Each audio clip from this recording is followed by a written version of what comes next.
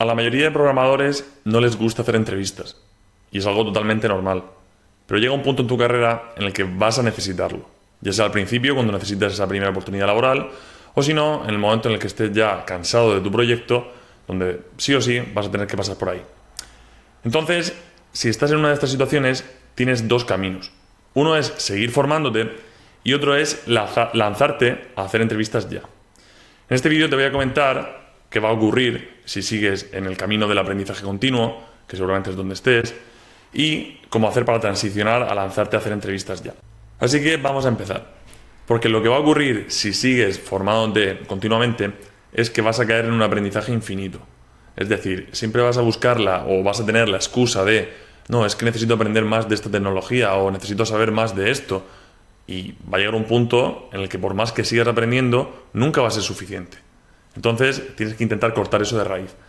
Porque cuanto más sabes, entras en una pequeña paradoja que es que piensas que sabes menos. Porque al final tú piensas lo siguiente. Si tú tienes una imagen general de un campo que quieres aprender, en el que piensas que tienes, por ejemplo, 2 nodos de aprendizaje, oye, pues si ya sabes medianamente bien de uno y también de otro, pues más o menos piensas que tienes una visión bastante buena acerca del campo, ¿no? O de la temática. Pero en el momento que empiezas a indagar en cada uno de esas temáticas, si lo vemos como un árbol de conocimiento, pues van generándose como pequeñas subramas. Y así, pues de manera recursiva, hasta tener un montón de hojas o nodos que debes conocer. Entonces, cuanto más profundizas en el tema, más te das cuenta de que es más complejo de lo que pensabas y pues más áreas o subáreas que tienes que profundizar. ¿Vale? Entonces, esto también nos lleva a lo mejor a aprender cosas innecesarias.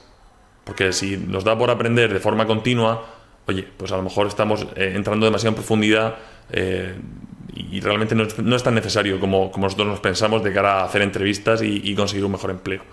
O incluso estamos totalmente equivocados acerca de lo que pensamos que es necesario para salir a hacer entrevistas y nos ponemos a aprender cosas que no tienen absolutamente nada que ver con nuestro stack y que no son demandadas por las empresas. Así que es muy importante empezar a hacer entrevistas para darnos cuenta de qué es lo realmente demandado. Otra cosa interesante es que los cursos sirven de poco realmente. Porque, oye, tú te puedes poner a hacer un curso de Udemy, de lo que sea, ponerte a aprender de X tecnología, pero luego si te preguntan de ella en profundidad en una entrevista, va a ser muy difícil si no has trabajado con ella que sepas responder. O si no has realizado un estudio teórico de esa tecnología y simplemente has hecho un curso y lo has consumido como si fuera una serie y no lo has aprendido de forma activa. Por eso el aprendizaje real se suele conseguir en los proyectos, porque al haber trabajado con ello, haberte enfrentado a ese problema, no necesitas estudiarlo como tal porque recuerdas haber pasado por ahí. O en el caso de que no te acuerdes, si te pones a repasar esos conceptos, te va a venir enseguida ese ejemplo de código asociado a esa pregunta, ese concepto o lo que sea. Otra cosa interesante es que la gente no se lanza a hacer entrevistas porque realmente son incómodas y a la gente le gusta estar en la zona de confort. A nadie le gusta ser validado, que le puedan rechazar. Entonces tienes que intentar relativizar, ponerte en el peor caso y ver realmente que no es tan grave que te rechacen en una entrevista, que lo hagas mal, que incluso hagas el ridículo. Entonces, oye, no es tan grave, ¿no? El fallar o el exponerse. Y luego también tenemos una falsa sensación de progreso unida a esta seguridad de la zona de confort cuando nos ponemos a hacer cursos, formaciones y demás. Porque al final, oye, pensamos, todo el tiempo que estoy dedicando, aparte de estar seguro y no tener que exponerme, me está haciendo avanzar hacia mi objetivo. Pero realmente no. Es una falsa sensación de progreso. Sí que es cierto que le estás dedicando tiempo a cosas relativas a tu carrera y demás, pero no va a ser una acción que te vaya a traer un retorno en el corto o medio plazo. O sea que realmente es una falsa sensación de progreso. Entonces, de cara a transicionar a este segundo camino, que es el empezar a hacer entrevistas ya y dejar de lado el aprendizaje continuo, que no tiene fin, ¿qué te frena realmente? Pues bueno, la gente se suele hacer preguntas y tú seguramente también, o suele tener inquietudes, que es, por ejemplo, ¿y si mi empresa se entera de que he empezado a hacer entrevistas? ¿O y si se entera de que estoy en otro proceso? Hay gente que tiene esta preocupación. Y realmente es que ni siquiera es algo grave, puede ser hasta positivo. Si se enteran de ello, oye, pues a lo mejor lo puedes utilizar a tu favor para negociar una subida salarial. Si el único impedimento que ves en tu empresa actual es que no te están pagando conforme tú querías, ¿vale? O sea, lo puedes utilizar a tu favor y ni mucho menos te van a despedir únicamente por estar haciendo procesos con con otras empresas. Oye, simplemente puedes decir, mira, me hablaron por LinkedIn, tuvimos una reunión y simplemente quería que me comentaran, pero no está dentro de mis planes irme. O a no ser que me ofrezca una gran subida salarial, y ahí entras un poco también en esa negociación con tu empresa. Luego también otra preocupación que suele haber es pensar, oye, si hago una entrevista o un proceso con una empresa y sale mal, esa empresa me va a descartar para siempre. Pero es que esto, o sea, no tiene sentido como tal, ¿vale? Porque tú piensas, hay muchas formas de ver esto. La primera es ese proceso que estás rechazando hacer por si te acaban rechazando y supone que no te vayan a coger nunca en esa empresa. Ese proceso, justamente por el que te han hablado, va a estar abierto solo ahora, porque es para un cliente que tiene una necesidad concreta, ¿vale? Entonces, en el caso de que no lo hagas, no vas a tener el puesto, 100%, ¿vale? Y si lo haces, al menos vas a tener algo de probabilidad. Ok, teniendo en cuenta eso, luego, en caso de que saliera fatal, tienes que tener en cuenta que muchas veces las empresas, si son consultoras, son muy grandes y quien te vaya a hacer la validación para un proyecto a lo mejor no tiene nada que ver con que luego te vayan a hacer otra para otro y ese feedback no va a estar correlacionado, ¿vale? No van a ser conscientes de ello. Y luego yo también tengo colegas que trabajan para Amazon, Revolut y demás, y me comentan que, oye, en el caso de que ocurra eso, que te presentes y demás, y no salga como, pues eso, no sea un buen feedback, por así decirlo, a los 6 meses te puedes volver a presentar sin ningún problema a alguna vacante que haya surgido, ¿vale? O como mucho en un año. O sea que eso tampoco debe ser una limitación. Te puede frenar también el resto de creadores de contenido, ¿vale? Porque al final vemos mucho en internet, tanto en LinkedIn, YouTube, Twitter, que yo no uso, pero bueno, sí que sé que se mueve por ahí. Todo el tema de, oye, pues nuevos frameworks, nuevas versiones de un lenguaje, un montón de cosas a aprender, que la gente no para de decir eso de que, oye, tienes que estar aprendiendo y estudiando constantemente de tu tecnología porque si no te vas a quedar atrás. No. O sea, esto no es así. O sea, si tú realmente tienes un buen stack y sabes hacer bien las cosas que tienes que hacer, oye, que sí, que se ha actualizado tu versión de Angular o de Java o lo que sea, ¿vale? Que realmente, yo que sé, por Java van por la 24 creo, las versiones importantes que han traído cambios han sido 3. O sea, que en ese sentido aprendes bien lo que te traen y el resto no tienes que estar una a una viendo todo el rato las nuevas versiones que traen. Oye, si ni siquiera las empresas van a estar actualizadas a la última, ¿vale? En el caso de que veas que todo el mercado gira en torno a una versión en específico y la requieren, ahí sí, ahí dale el aprendizaje que se merece. Pero si no, no hace falta estar aprendiendo frameworks que están de moda o que son famosos porque tienen mejor rendimiento que el resto, son súper ágiles Tío, si las empresas no lo utilizan, realmente va a ser más un hobby aprenderlo que algo que te va a valer de verdad para luego, para tu carrera. Así que ya te digo que el hecho de estar todo el rato sacando nuevos frameworks, versiones y demás, te hace pensar que no estás preparado porque no estás a la última, pero no te dejes guiar tanto por lo que patrocinan otros creadores de contenido, sino por lo que las empresas te piden realmente en las entrevistas. Y para saber qué te piden, pues tienes que hacer entrevistas. Luego otra cosa también que te puede frenar es que estás confundido por la lista de tecnologías que aparecen dentro de una oferta en LinkedIn, porque estamos acostumbrados a ver esas pues eso, listas eternas de, oye, 1000 tecnologías para una posición. Lo que tienes que tener claro es que con que domines la tecnología principal que están pidiendo para esa posición, ya puedes aplicar, que luego muchas veces son opcionales o valorables, ¿vale? Otras que ponen. Otras veces incluso hacen copia y pega de otras posiciones similares que saben que ese cliente requiere y para ese puesto en concreto no van a hacer falta. Y luego ya te digo que en el caso de que hagan falta, si tú dominas las principales, las complementarias no van a ser tan complicadas y vas a poder aprenderlas tanto de cara a la entrevista para saber defenderte como luego para hacer el trabajo. Y luego, relacionado con esto también, suele estar el sobreestimar las responsabilidades que va a tener el puesto.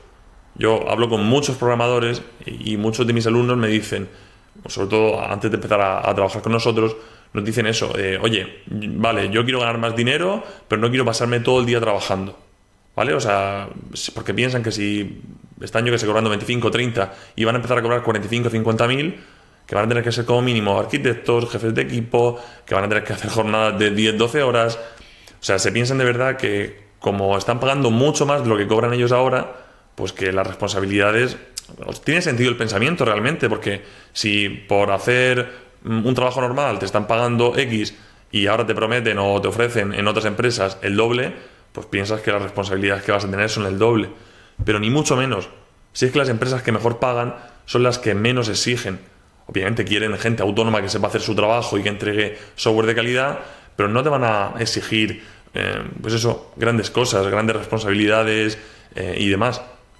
¿Vale? Entonces, en ese sentido, merece la pena saltar la piscina, por así decirlo, tomar trabajos de mayor responsabilidad, que realmente es mayor sueldo, porque el rango va a ser el mismo, vas a tener que hacer lo mismo que estás haciendo ahora, pero cobrando más, y ya te digo que no tiene sentido que te frene esto, ¿vale? Y luego también te puede frenar que ya hayas probado en el pasado a hacer entrevistas y te hayas salido mal. Oye, que hayas tenido una mala experiencia, que hayas visto que estás muy verde o que te hayas puesto muy nervioso, o que no te han dado feedback, o que no has sabido encontrar ofertas que macheaban, ¿no? O que eran iguales a las expectativas que tú tenías. Y es cierto que esto también es normal, porque no nos gusta hacer cosas que se nos da mal. Y es que eso es así. O sea, está claro que a la gente le gusta dedicar el tiempo a las cosas que se les da bien, ¿vale? Pero hacer entrevistas no es lo mismo que tener conocimiento sobre algo. O sea, tú puedes ser programador senior con 1000 años de experiencia, que luego si no te preparas las entrevistas, pues no vas a hacerlas bien, no te van a contratar o no te van a ofrecer los sueldos que tú quieres, no te va a gustar hacer entrevistas y vas a entrar ahí en una espiral, ¿vale? Autodestructiva, en la que dices, oye, esto es una mierda, yo dejo de hacer entrevistas, me quedo donde estoy y fuera, ¿vale? Un pequeño inciso antes de entrar a un par de consejos o de tips de cara a preparar las entrevistas, que tampoco es el foco del vídeo, sino más bien es el por qué debes empezar a hacer entrevistas ya y dejar al lado el aprendizaje. Es que vamos a hacer un sorteo ahora en estas navidades para enero de 2026, en el que vamos a sortear una silla de oficina, ¿vale? Hemos comprado, tanto mi hermano como yo, un par de sillas de oficina muy buenas ahora y estamos notando una diferencia brutal, ¿vale? Dolores de espalda que han desaparecido, podemos estar más horas trabajando, o sea que ya te digo que es súper recomendable. Entonces vamos a sortear una silla y para estar al tanto de condiciones del sorteo y demás, simplemente suscríbete a la newsletter que estará en la descripción del vídeo, ¿vale? Pasamos ahora al tema de las entrevistas, ¿vale? Lo que te decía, ¿qué debes hacer si, oye, todo lo que te he comentado tiene sentido para ti, ves que no tiene sentido realmente que sigas estudiando o que veas que no hace falta estar súper preparado y que ya puedes dar el paso, ¿vale? Y lo primero que te diría de cara a hacer esas entrevistas es identifica claramente cuál es la tecnología o las dos tecnologías que son las principales de tu stack, ¿vale? No quieras saber de todo y abarcar un montón de tecnologías.